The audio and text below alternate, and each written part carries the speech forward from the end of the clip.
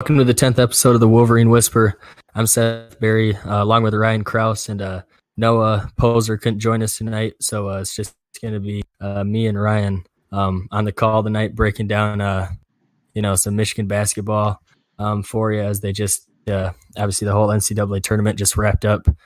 Michigan got bounced in the Sweet 16 to eventual runner-up Texas Tech, who obviously turned out to be really legit, as they they had Virginia on the ropes late in that game, in the title game, and obviously went overtime and was really a game for, I would say, a game for the ages. I mean, especially considering people weren't expecting that game to be that great. No one was hyping it up. Everybody's like, who's going to score 40 first? And... Right. Mm-hmm. Yeah, I mean, it was kind of just, people were really downplaying the two teams, but anyway, Michigan lost to Texas Tech in the Sweet 16. Their season's over. And then get a hit on some Michigan football topics, as well as the team will have, I guess, call it a spring game, but it's really more of a spring practice, as it's not being televised on the Big Ten Network or anything. It's an open practice fans can go to or whatever and kind of look at the team, but just really an open an open practice, which is fine. But there's still some good storylines to talk about from the football team as we approach the summer. They'll go to summer workouts, and then the fall practices, which seem far away, but will sneak up. They'll sneak up anytime. Yeah, it'll be here in no time, that's for sure. Yeah.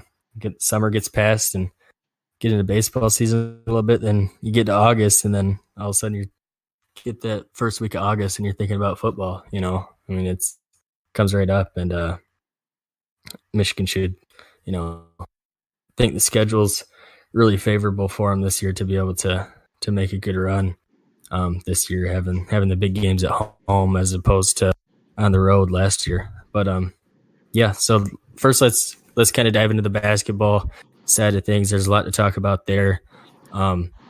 Just kind of going back, I guess, before we touch on the season as a whole, the Texas Tech game, coming into that one, really felt like Michigan had a good chance to win that. I think everyone kind of underestimated Texas Tech a little bit, but who would have saw their run coming, especially with Mooney and Owens being transfers, and ended up being huge parts of their team. But defensively, I haven't seen a team guard that well.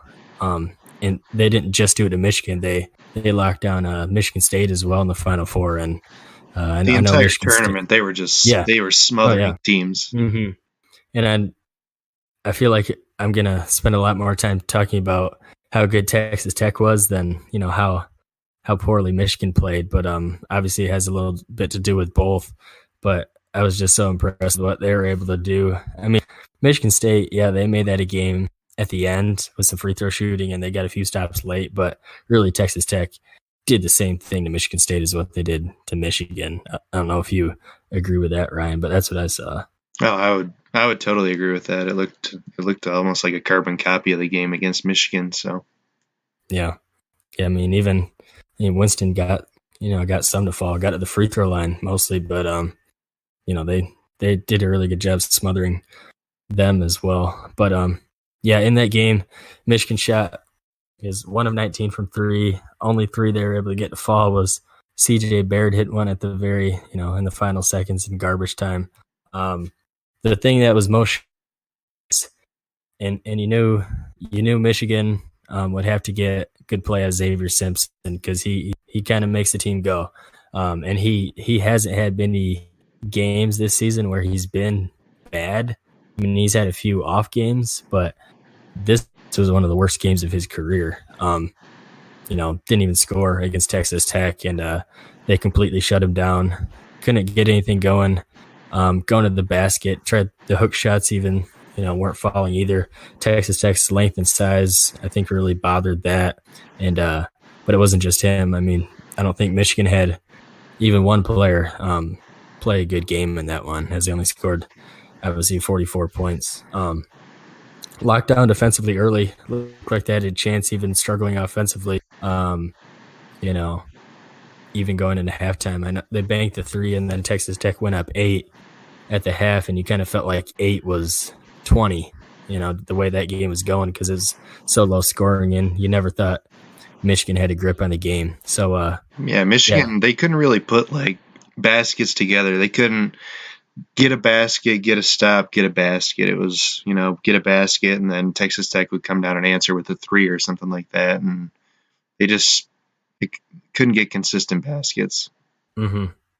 Yeah, and one thing I thought, I think one of the announcers or someone on Twitter, I don't remember, I saw someone make a good point about, like when you're struggling that bad on offense, like eventually it does carry over to the defensive end. Just the mental part of it, like, man, we really cannot make a shot. It's really hard to continue to keep getting stops on the defensive end when you're that cold on offense, And even the shots in the second half, like a lot of those were open. They started to open up and they just couldn't hit one, and it was in their heads, and it was a disaster, really. So. It was just the opposite for Texas Tech. They turned their defense into, they didn't have a great offensive game, but they did just enough to get out there, and some of their stops led to open shots, and their shots just fell. Yeah, once they made that first run, that was about it. In the second half, to open the second half, I was like, Michigan, they got to cut the lead right at the beginning, and Texas Tech went on a 12-2 run or something like that to start the half. Yeah. And they stretched it to like 16 or 18, and at that point, you knew it was over. There was no chance at coming back with the way that game was, going. So yep. I just thought coming in, I thought the size of the Texas Tech guards, would be a problem. Mooney being 6'3" and Culver, what is he, 6'7", 6'8"? It's a lot of length all over the place. But I didn't think to that extent. But no, I think you have to give a lot of the credit to Texas Tech and, just kind of tip the cap. They might have been the best team in the tournament. I don't know if Virginia's obviously very good. Maybe caught a couple breaks in a couple of the games late, with foul situations and all that. And but yeah, that game really could have gone either way. But Texas Tech really impressive. I thought Michigan overall, good season. 30 wins. Kind of, they came up short in the Michigan State games and getting beat 3 times there, and then getting another Sweet 16 is nice. But you kind of just felt like they left a little bit, on the table. Not to say that I'm disappointed with the season or anything like that, but I think the expectation has been set so high that you kind of just keep wanting more from Michigan basketball. And I know they lost a lot, and they were a young team this year, and what they did was, phenomenal, really, throughout the course of the season. But you just kind of feel like there was a little bit more there that they kind of fell up short on some of their goals. What do you think about the overall, the overall season? Yeah, I think it was a success for sure. You're replacing 3 guys that, 2 of the guys are playing in the NBA, and Muhammad Ali Abdul-Rahman was a great player for us. He was always someone that, if the team's going through a slump or something like that, he could come in and get a bucket and, get the guys going again. And it just seemed like in the big games, like against Michigan State and again against Texas Tech, there wasn't that, okay, give the ball to Wagner or give the ball to Abdul or Ali Rahman, and then they could get a bucket. It just, I don't know. I couldn't count on anybody from Michigan this season to get that done. And you got to remember, it's Jordan Poole's first year as a starter, Brazdeikis' first year freshman. So I thought they played better than expectations, honestly. Yeah, I think it was a lot of it had to do with, like you say, like a guy like Jordan Poole, kind of still developing in a new role. I don't think he ever got fully comfortable in that, and you can point to whatever you want on that, but he was still a sophomore, and it's hard to go from a player playing 10 minutes off the bench, 10, 12 minutes to to 35 and trying to be the leading scorer or the go-to guy. And with just the way he is, his mental makeup, sometimes he can, he's a volume shooter, and sometimes that comes back to bite him. But I think that was part of it. Bresdakis, obviously a heck of a year. But even he would get a little tunnel vision and not make the right play sometimes, or not make the right pass. But it's hard to put a finger on totally as to why they couldn't kind of inch over the top there. But I think a lot of it was youth and inexperience, and some of it was just losing their poise and losing their heads a little bit in close games, in the bigger games. But no, overall, I feel like I'm talking a lot of negative, but no, it was a really good season, really good performance again by John Beilein, and he has the program ascending, still at high levels. Obviously, when he won 30 games, it's there's not much of a drop off, and credit to him and his coaching staff. But then we'll transition over to talking about that kind of Ignas Bresdakis and Jordan Poole declared for the NBA draft. With Ignas's quotes, it sounds like he really does want to pursue that dream of the NBA. But I was kind of making the point the other day, like, hold on a minute, just because he's saying that, he hasn't gotten the feedback yet. So let's kind of see where he goes with that. And then, they can make a decision and withdraw by June 10th if they want to return to school, both Jordan Poole and Ignas Bresdakis. But I was just wondering what you thought about that. And, if they do leave, how Michigan's roster could look next year, or just, how their games translate to the NBA level.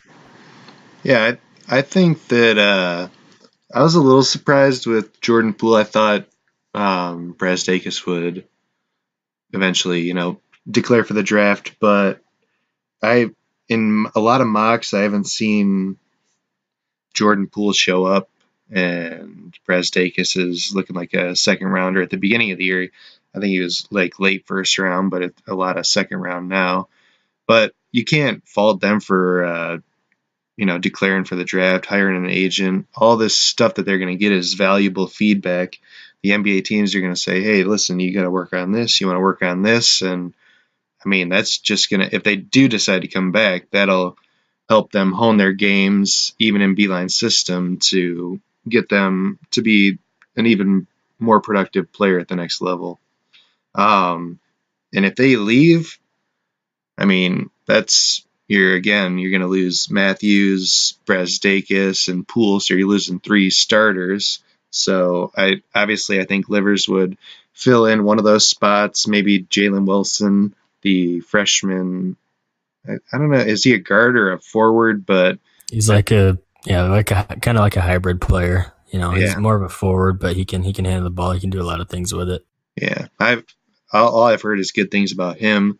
He could probably fill one of those spots, and then I don't know what they're gonna do with the other starting spot. I wasn't thoroughly impressed with what Eli Brooks brought to the table this season, and there wasn't much guard play. I mean, you could see David DeJulius getting some more time, but yeah, I don't know about that last spot. Yeah, I think with just piggybacking off of that, with DeJulius, I think he has a lot of potential. But him playing the 2 guard, I don't see that at all with Simpson and DeJulius, 2 6-foot guys in the backcourt there. I don't think that bodes well. Right. Especially in the defensive end of the floor. So I think DeJulius can be a very solid backup point guard to Simpson. But yeah, I mean, you either hope to see a big leap from Eli Brooks. And I know they're looking at some transfers right now. One's, Justin Pierce from William and Mary, who averaged like 15 a game last year. So if they were able to land him, if Poole did leave, that would be nice. But no, I think, Beilein he knew, I think he probably knew that these guys were going to do this. He's usually pretty open to his players about, hey, if you want to go test the NBA waters, we're here to support you and kind of provide you with the tools and, the resources that you need to go out and pursue that and do what you need to do and kind of back him up on it, which is you can really respect that about Beeline. Yeah, well, that's what he did with Matthews last year, and he said, all right, I'm going to come back. Yep. Mm-hmm. Yeah, and these players could, easily decide to do the same thing. But I just like the whole process and where, I don't know why you wouldn't, go and get the feedback and declare. Like, I don't know. I was talking, like Izzo even said, and I don't know what Izzo's deal is sometimes with the NBA thing, but he even said it'd be a good idea for Winston and Ward, to declare and kind of get feedback. But he also said like he doesn't believe in like doing it just to do it. It's like, why not? Like just enter yourself and go get feedback, then just withdraw. Yeah. There's no harm in it. So I think Xavier Tillman could be a guy for them too that has a lot of NBA potential. But I think Tillman's got a lot more potential than Ward, honestly. Yeah, he's a above the rim player. His wingspan is longer. Just more athletic, better defensively. He's got a lot more going there for him. So I don't know why he wouldn't be the one testing the NBA waters over Ward. But anyway. Well, at the end of the day, too, the NBA paycheck is pretty desirable for a lot of these guys. That's what they've been practicing for since they've been, 5-6 years old, wanting to get to the NBA. And if you can realize that dream and, you're going to get drafted, then why not? Yeah. Yeah. And I'm kind of hesitant on jumping to say that Poole and Brzdakis will, that some people are saying like they're for sure gone. Like, I can't jump to that conclusion when I don't see Poole on a draft board, and I only see Ignis. I haven't even seen him on all of them, and most of them are like late second round. So I'm not sure if I can say, okay, that they're confident in, being able to even get drafted. But then that brings up another case in this is, if you do go undrafted, you can actually remain eligible and return to school now.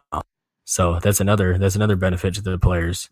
But then it puts Beeline in a tough situation about, okay, who do I give a scholarship to? Do I hold on to this and in case one of them comes back or both of them, or do I give them away?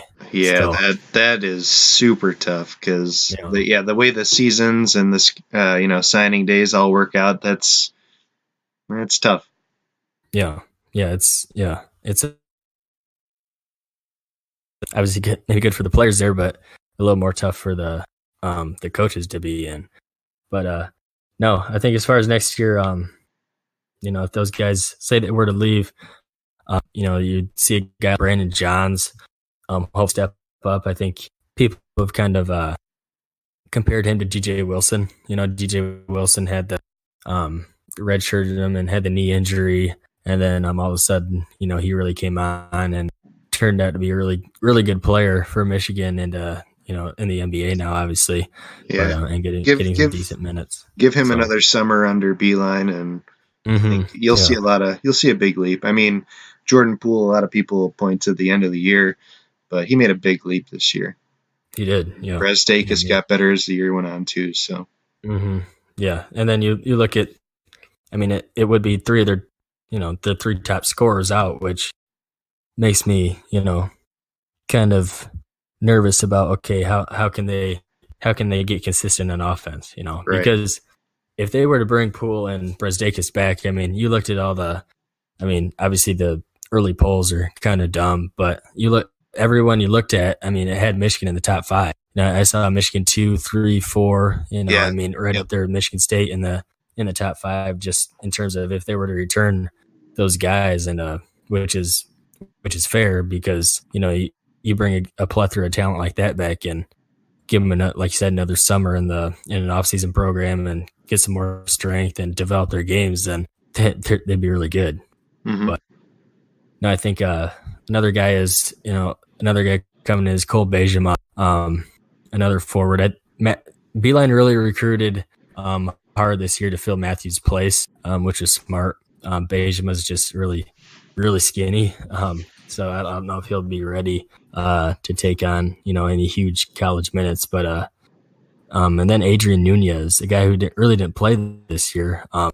I heard, some good stuff about him, just him being able to, be a shooter and kind of a wing player, and apparently has a lot of potential. So they'll just need guys to step up in big ways if they want to do anything next year. If they, but you would still bring Teskey and Simpson back, which is big. Really good glue guys, and yeah, he got experience with Livers too. So yeah, Isaiah Livers would be the one to really take the biggest leap in my eyes. And maybe even he could be the leading scorer next, if things work out like that. So, he was arguably their best player this year. Yeah, I mean, efficiency wise, I don't have the exact stats in front of me, but if I were to guess, efficiency wise, offensively and defensively, he's probably their best player. Mm-hmm. Like he really makes impact on both ends of the floor. Talk about a guy taking a huge leap, a guy who was afraid to shoot his freshman year, and then fast forward to his sophomore year, and he's their best shooter. Yep.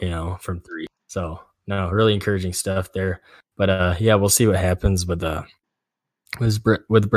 Brzdakis and Poole, and get into more of it as stories develop and news comes out on them. But I think Michigan basketball overall is in a pretty good spot. But if those guys come back, man, you're talking about a Final Four team, Final Four caliber team, I think. So that would be the expectation coming in, I would believe. Yeah. I mean, for sure. I mean, you want that, especially people talk about, win it for Beilein. And I think I think he's arguably a Hall of Fame coach anyway, John Beilein. But if he were to get a national championship, that would really solidify things for him. Obviously one of the good guys of college basketball. What was that? He just won an award too. At the Final Four, he was some ethics thing or. Yeah, I can't remember exactly what it was, but he was honored. At the Final Four. It's just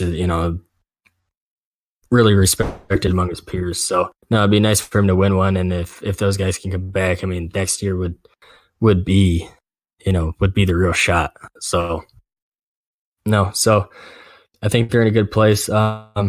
Anything else you got to say about basketball before we transition to football? Nope. Yeah, I'm just excited for next year. I think even if they lose one or two or three of the guys, that they're still in a good spot, like you said. Yeah. I mean, you bring, especially with Simpson, being a leader and a senior, should be able to hone the team, hone the guys together.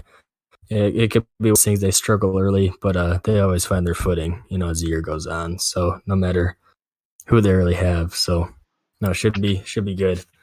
But and then transition to football. Obviously Michigan, in the middle of their spring ball. Not sure exactly how many practices they've had so far, but I think they're 10 in and they got 5 more. But okay, yeah. So, and then they had one open practice, I believe, where fans were able to kind of come and see what the team is looking like, and then Saturday they have one at 5. Not a kind of a like I was saying earlier, not really a spring game, but more of an open practice again, where the fans kind of come in and see. But I think some of the storylines, obviously the big one was when Mays and Brew reported on Donovan Peoples-Jones and Dwumfor missing significant time, which ended up not turning out to be really true. So that kind of put a scare into Michigan fans a lot. But I think Peoples-Jones has a tissue, thing that he's dealing with, a soft tissue thing, but would hope to have him back, by the time the season starts. But I think they would have been more equipped to handle a loss at wide receiver than they would have been at defensive tackle with Dwumfor. I think they're thin on the defensive line for sure. Yeah, they're incredibly thin on the defensive line. Dwumfor is really a guy, that they were looking to count on, this season. Obviously had a good year last year, but was really looking forward to him taking the step up, and obviously hopefully still be able to do that. Don Brown was also talking about Donovan Jeter, that he's been, doing really well at the defensive tackle position, getting after it. And, they need a lot of young guys to grow there with what they have to replace in the defensive line if they want to continue to be, a dominant defense, which I think under Don Brown that they'll continue to do. The one guy I'm really excited about is Devin Gill. Obviously same first name, but I think he a lot of similarities to Bush. Just being able to play sideline to sideline. I don't know if he's quite explosive, getting in the gaps as Bush is, but I can see him taking that next step up. Kind of when Bush, his freshman year, was kind of waiting behind the wings, and then obviously really came onto the scene. I think Gill could be the guy that's really, helping carry that Michigan defense. So just, what are some observations? Obviously, we're not up and close personal with the team, but just some headlines coming out of spring ball that you've noticed. Well, it's a battle of attrition at the running back position. From everything I've seen, it looks like True Wilson is the guy that's getting first team reps. So that's a little concerning. But I mean, I think with the freshman, everyone's high on Charbonnet that he had an injury that everybody knew about, and he just wasn't going to be able to participate in spring anyways. But yeah, I think they're running Ben Mason a little bit there as he continues to be all over the place, playing fullback, running back. He looks like he's going to be transferring to the defensive line too. So I think that's actually exciting. The more you can get Ben Mason on the football field, the better. It seems like he makes plays. He's out there having fun, hitting people, and he has a good time. So if you can get him, if he can help with the depth on the defensive line, he's been in the program for 3 years now. If you don't want to rely heavily on Maisie Smith, I know I've seen some things where he's probably going to be getting some reps this year, but if you can get a guy that's been in there for 3 years, I guess they'd both be first-year defensive linemen, but that's interesting. And I think everybody's overblowing the injuries right now. I think if you asked any college team in America, a lot of guys got injuries and they're just working through them, and why get them hurt now so they couldn't play? Yeah. And I was talking to this, before the show about you, just about how I'm close with the, cover the Western Michigan's football team. And I was talking to their head coach, Tim Lester. He's talking about they do full body scans, after the regular season, and just to make sure that, everyone's good. And, if they have anything minor, they sit them out and clean them up for spring ball so they're ready for fall. So I would assume a lot of the same goes on at, if they're doing that at Western, they're probably doing that at Michigan with all the technology they have. So I think a lot of things are overblown in terms of the, people trying to get storylines and headlines coming out of spring ball. It's a slow time for headlines, and people are trying to get anything they can. Yeah. I mean, we see it, within our own, website. It's hard to come up with, with topics sometimes, especially when you don't have, you're not going to the practices and you're not up close and personal seeing everything. It's from the outside looking in, and sometimes it's hard to create stuff, but do our best. But I thought another thing I was hearing was Eric All, the tight end freshman, really looking good there, I guess. And he's a big guy. I think he's 6'6". Yeah, he's really got to fill out. He probably gets mistaken for a receiver a lot, but right. Yeah, and I was just looking at his film coming out of high school. I was really excited for him. It's always you got to be careful with some of the guys they're talking about in spring, because Harbaugh he likes to talk up everybody. I mean, he loves he loves talking about his players. Saying this guy's doing well here, but it's different. In spring ball, and then getting to fall, and then actually getting into the games. But it is encouraging to hear, some of those guys playing well. Yeah, and then you talk about like you're saying Ben Mason on the defensive line. I think that that helps. I think it's a little bit concerning still to me though if you have to, do they have to move him there? Is he just kind of helping with the depth or like what is it? But yeah, obviously seems to me like he'd be a little bit undersized playing there, especially not playing there before. But and you don't want him getting hurt for the third and short, fourth and short situations to where he's pounding the ball, getting Michigan first downs. But no, I think. But like I said, anytime he's on the field, you want him on the field. He's a competitor. But no, I think overall, I'm not able to make the practice Saturday, but hearing some good things coming out. Gaddis's offense sounds like it's for real. That he's that they're going up tempo and they're going to do everything that they say they're going to do in terms of just transforming that offense. So a lot of exciting things there. Yeah. Well, and the one thing Harbaugh did say too is the quarterbacks they're acquitting themselves pretty well with the new system. Shea Patterson's doing well. It looks like the depth chart at QB is Patterson, McCaffrey, Milton. So it looks like Peterson is really on the outside looking in. Or not Peterson, Peters. So it'll be interesting to see what he does, if he just wants to stick it out or really what his plan is, because I feel like he could play ball at a university for sure. But oh yeah, I mean, you would look at. I'm really surprised he didn't transfer before this season, to be honest. But if you're talking about, I mean, Peters was in the same class as Patterson, and he was in the top 10 in terms of the recruiting. I think he was like 7. So in terms of the overall rankings, so I mean, he obviously really talented, but that's one thing Jim Harbaugh has solved. Talked about, he couldn't get a quarterback early on in his tenure, and now they have a bunch of quarterbacks who are really good.